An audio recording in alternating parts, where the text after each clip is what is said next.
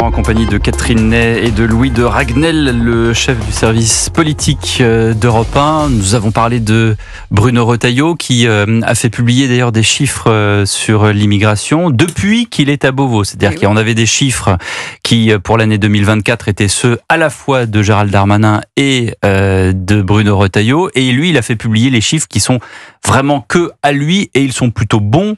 Ces chiffres, Louis de Ragnel. Et alors, c'est assez, j'allais dire, amusant parce que d'un côté, on a donc ces chiffres de Bruno Retailleau qui sont bons. On a Madame Le Pen qui dit, finalement, ce que fait Monsieur Retailleau, c'est pas forcément génial.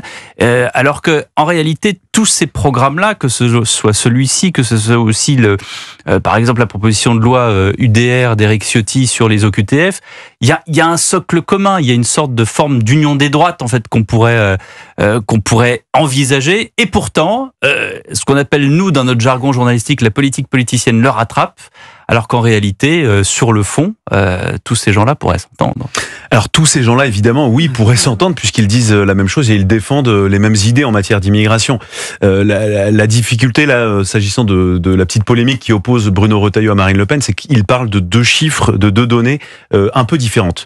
Bruno Retailleau, lui, explique que depuis son arrivée, il y a eu la délivrance de moins 7,5% de visa long séjour et moins 17% de naturalisation qui ont été faites par les préfets. Je vous donne ces deux chiffres qui pour moi étaient les plus importants.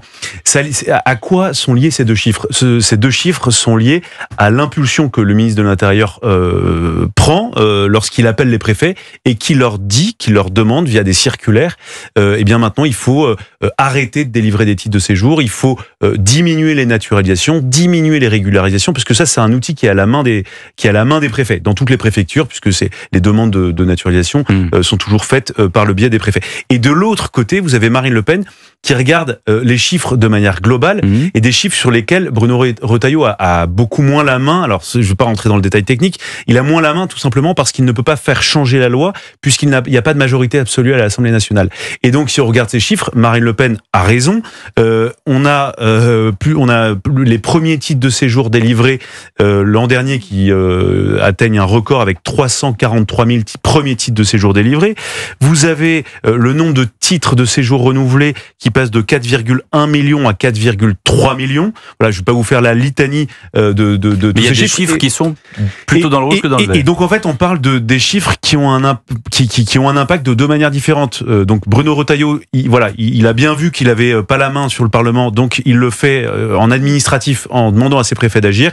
Et Marine Le Pen, elle, en fait, explique que sans une grande loi, en réalité, on ne peut pas réduire l'immigration légale. Catherine Ney. Oui, mais elle a raison, mais seulement elle serait aujourd'hui à la place de Bruno Retailleau, elle n'obtiendrait pas mieux que lui. Elle n'aurait pas du tout la possibilité d'agir. Et donc, le ministre de l'Intérieur la gêne parce que depuis qu'il est là, il prend des thèmes qui étaient un petit peu l'apanage du Rassemblement national. Et elle voit qu'il y a des élections comment on appelle des élections. Elle a perdu des députés. Voilà, des élections partielles.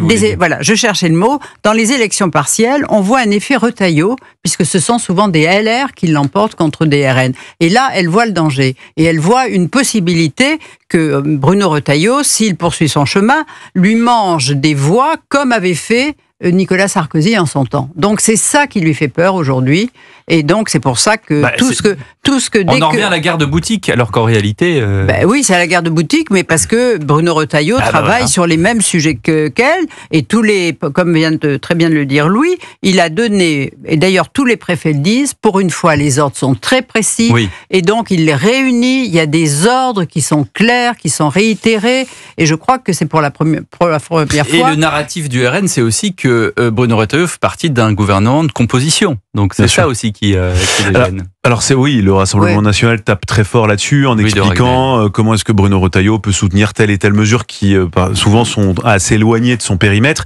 Mais ce qui est vrai factuellement, c'est que Bruno Retailleau met une énergie folle à essayer d'avoir des résultats. Pour ça que je parlais d'opiniâtreté. De la manière avec laquelle on l'a expliqué avec les préfets. Mais il n'en demeure pas moins que si on veut vraiment s'attaquer au mammouth du dérèglement de l'immigration légale et illégale en France, eh bien ça doit passer par une loi Danois. Voilà, Catherine Ney l'a très bien rappelé, Bruno Retailleau n'a pas la majorité absolue, donc il fait ce qu'il peut. Et de l'autre côté, Marine Le Pen explique évidemment que ce n'est pas suffisant. Merci Louis de Ragnel, merci Catherine Ney.